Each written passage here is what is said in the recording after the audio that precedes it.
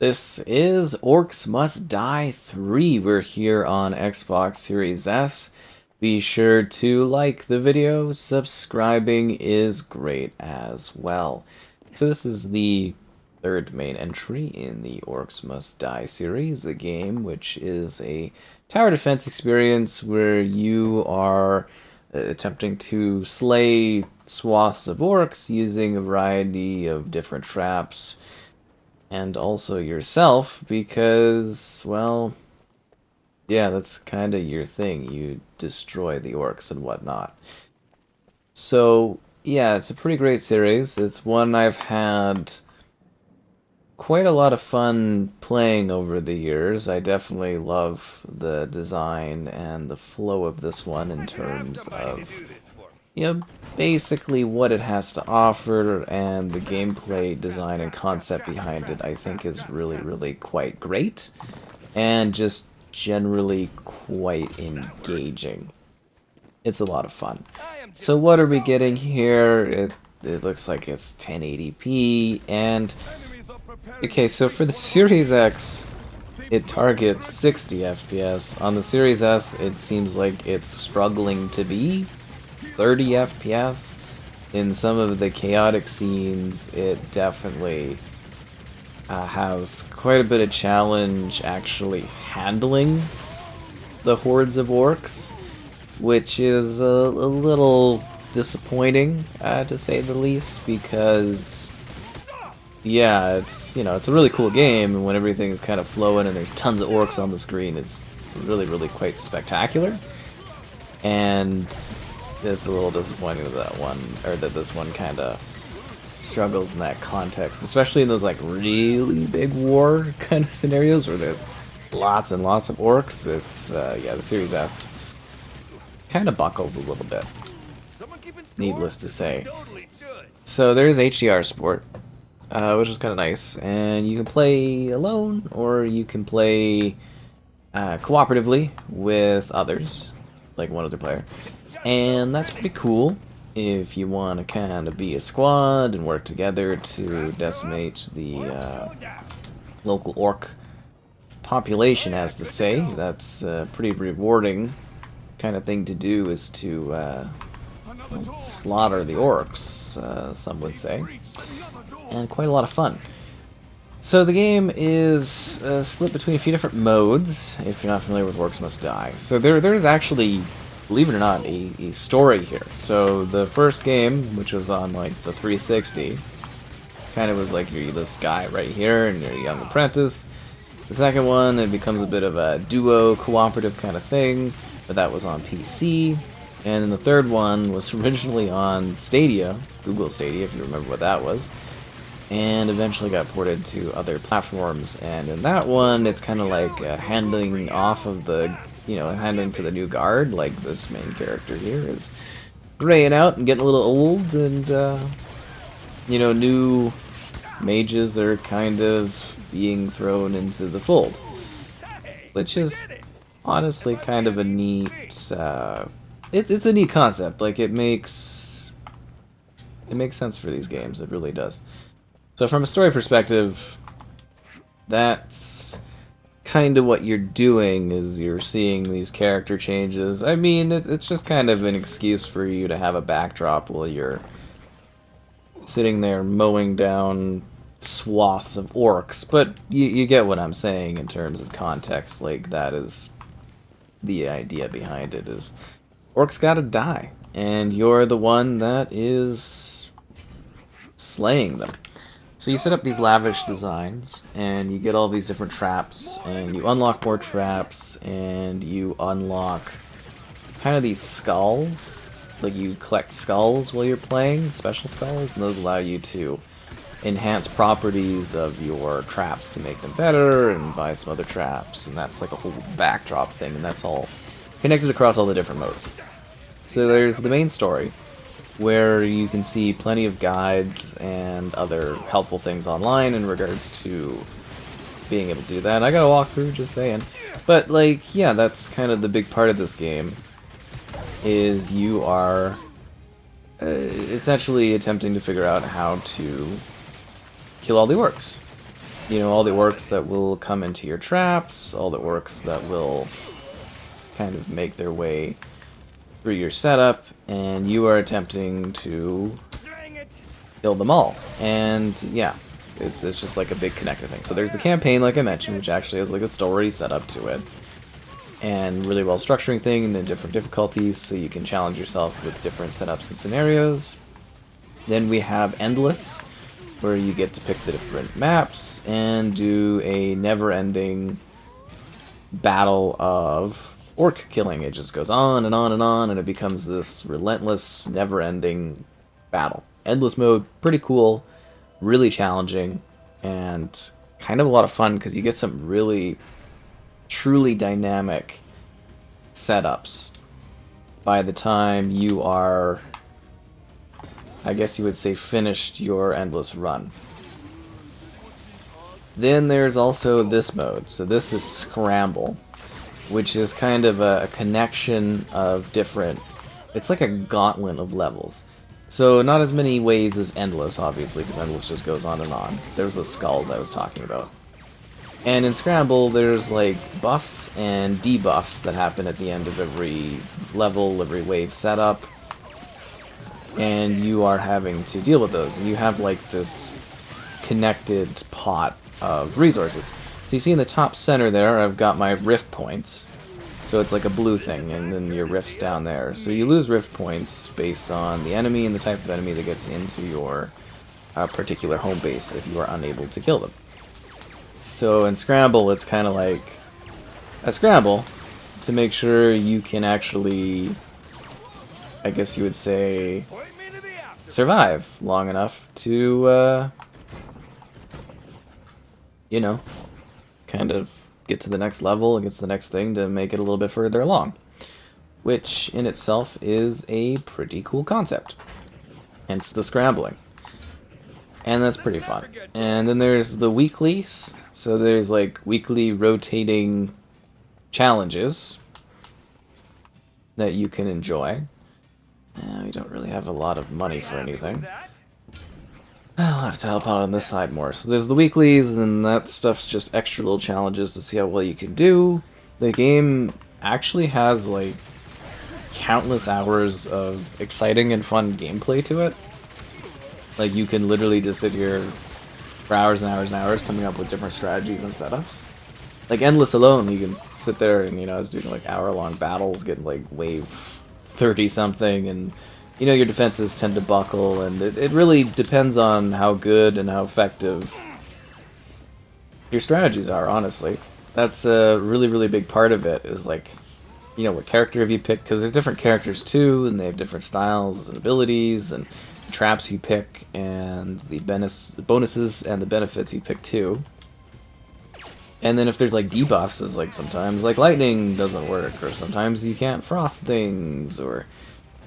There's a lot going on here. Like, this level is not too difficult for the quantity of enemies I've got coming in here. I'm actually doing very, very well and effective on this setup, honestly. But yeah, different levels have different challenges. You might have flying creatures, you might have trolls, you might have these annoying, there's like these null creatures that like jump over traps or throw bombs on traps. And there's like the suicide kind of enemies too, they do big explosions with canisters and barrels. And then you've got different traps to help with different setups, and some setups are better for certain traps and different scenarios. And yeah, I do really genuinely love this game. It has an absolute ton of content to it. There's so much for you to do, there's so many challenges for you to have, and I love the setup of this experience. It really is quite a lot of fun. Like, the way, like, a lot of the game is based around funneling your enemies and strategically making the right setup to deal with them, and I think that's really, really quite cool. And then this tower defense, which is like, you know, like, tower defense as a concept is a ton of fun. And they've kind of merged this sort of thing where you are very actively engaged in the tower defense. A lot of other tower defense games, you sit back and you kind of just, you know, you're at the will of whatever your traps kind of do, right? Or your defenses or your turrets do. In this one, you are playing a literal constant active role in the conflict. You are setting up new traps, you are killing enemies if you need to step in, you're making sure that everything goes smoothly. And it's got like a nice story to it, it's got really nice visuals, great looking orcs, great looking challenges. It's a really, really good kind of battle. Like they really do set this up quite nicely, and the sense of scale in this one is really, really exciting as well. Because as I mentioned, they have these new setups where you are... We're gonna win this in like... Oh, I die, of course. They have these new setups where you're doing these grand battles. And they're just like huge, and you get larger than ever before traps. Like traps that will like throw an enemy, like a whole bunch of enemies into like off the map or something, or some that like mega archer groups. It's really, really cool. Greatly increase all wall trap damage. That's actually pretty helpful. The mana cost. I'm gonna go for the wall damage. And then yeah, you can see here as we upgrade, the game is just like full of traps. So many traps. There's like iconic traps and favorite traps, and there's a bunch of different characters. You know, all these iconic different individuals from like the battle. I don't know if they're all iconic, but you know what I mean. You get different characters and stuff, and yeah, it's kind of cool, and it's just neat. And this is the Scramble mode. So like Scramble, like I said, and you can play cooperatively too, which is nice. But you kind of pick and choose, like, you know, add a Craig, double hull null health. Oh, that sounds horrifyingly awful. And you can like reroll in this mode too if you don't like the setup, what you get, which is kind of neat. Yeah, it's just like the idea of the game is designed around these different challenges, these different scenarios, and you attempting to come up with the most effective way to handle all of those scenarios. And I think that in itself was really, really cool. Like, I genuinely just love playing this game. It's got such a cool vibe to it as you attempt to figure out the most strategic way possible to most effectively deal with enemies. Okay, this is crazy. They just walk right into the rift here? Where are these other secret doors? There's like... There's a couple like side secret doors too you have to deal with. This seems like almost nigh impossible to do, so they just like walk in here right away. I think what I did was I literally just held the center here when I did this the first time. Like ideally, I'm assuming you're supposed to try to like ramp them downstairs. How would you even do that? like honestly, like what is the point of this lower area? Do they actually come down here? Can we send them down here? I wouldn't even know how you would get them ramped up to that down area as I'm trying to like think of this sort of thing. Like ideally, I guess you would push them all the way around, but I don't know how you would do that. That's what I'm saying, like the performance this one kind of buckles. I guess you... No, that literally, like what is the point of the down area? I doth not understand it. Okay, well we're gonna have to do a massacring setup of chaos here, I guess. So, I don't know. I like it when the orcs just walk straight into them. This is kind of a crazy, I should have somebody to do this for. crazy setup. No, pushing it back here, I guess, is like literally my best kind of method on things. But needless to say, it is a very genuinely fun kind of experience. Like, I think you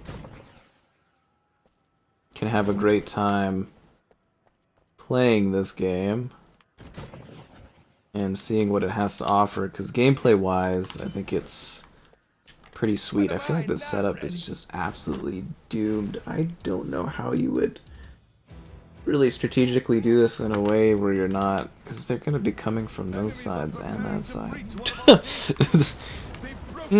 I'd have to like watch honestly a video on this. I know I did it just through like brute forcing it when I was doing it in the campaign, but this one is a kind of a little wild and ridiculous. And then there's so many different enemies. Oh, that's the Craig, is the big tough boss guy. Yeah, I forgot about that. There are so many tools you can use too in this. Like, some of these levels are ridiculous. Like, this level is just like, I don't even know how I'm gonna be able to kill this stuff, honestly. Like, it is pretty ridiculous to have to kind of try to kill this thing. But that's the challenge of the game, is figuring out how exactly you kill certain enemies, how you move them around in a way that allows you to, you know, slaughter, slay, and defeat anything that comes your way. That's the fun of Orcs Must Die. And I've always thought that it is a very cool series. It's always been one that I have thoroughly enjoyed over the years, and I think it just offers a lot of exciting opportunities to be challenged in unique ways that other games don't really do. And I think that's kind of what makes this special, is just this really cool hybridization of different, like, challenging modes and whatnot. And I do wish, like, is there a way that I can, like, funnel them so they do, like, a long route and have to go down through the middle again or something? Because this is ridiculous. We are way too spread out on traps and stuff to make, like, a kill zone. Like, ideally, you'd bring them all the way over here, and then you would, like, push them to have to come through here to get over to where I am. But I don't even know how you would reasonably kind of do that. I picked the ability that gives me stronger wall traps, but yet I'm not in any sort of area where I can actually use, like, really put up wall traps, if that makes sense. So it's, like, really ineffective to defend this. At least it's only, like, 8 waves, I guess. I don't know. That's just ridiculous. But if you can play the whole series, I do recommend, because there is a bit of a story to it. I mean, you don't have to care about the story. You can get the gist of it. They have, like, wrap-ups, and, you know, they kind of let you know what's happening in each of them. But it is kind of fun to see, like, these characters actually, like, age for every single Orcs Must Die game. Like, it's really, really quite cool to see them having changed over the years, if that makes sense, between the different entries. This is, like, such an inaccurately set up size. Like, I can't even believe this. That enemy's just gonna get in every single wave and destroy, like, my points every single wave. Like, this is crazy, actually. Oh, and then the ogre and stuff like that. Holy. So regardless of how bad things are going for me this time, it is a fun game of strategy, challenge, and trial. It is one that will probably surprise you in differing ways. I'm sure you'll rise to the occasion in the challenge, unlike myself at the moment. But, you know, there is a lot to kind of love about this game. There's a lot to enjoy. It's got some great gameplay twists. It's got some fun moments. Good action, good chaos, fun visuals. I do wish it was a little bit more, like, fluid and performant on the Series S. Like, it's not the worst. You can get the job done, but, like, yeah, it is kind of just a better time when visually everything looks good. Yeah, I've completely lost this setup here. I don't even, like, I guess I'd have to resell my points every round and then, like, re-coordinate. That's what I'm saying, is there is deep levels of strategy to every point of playing Orcs Must Die 3. It has, you know, like, this huge level of, like, quality and care and design to it. And you gotta find the right method to take care of everything, the right points, the right setup. You gotta build your roster of traps. You gotta create a scenario and a setup where you can be the most effective you can be in order to win. And it's really cool that you can do it with another player. And I do hope that the concept of Orcs Must Die kind of gets expanded upon in the future too, because I think it's a really, really cool series. I've had a ton of fun playing these games over the years, and I always try my best to encourage new players to try them and see what these games have to offer for them, because I think they're really, really fun, crazy, quirky games, and something that honestly is just way too overlooked as a series. They're absolutely excellent titles, and I think you can just spend countless hours figuring out new ways to kill orcs. Right there.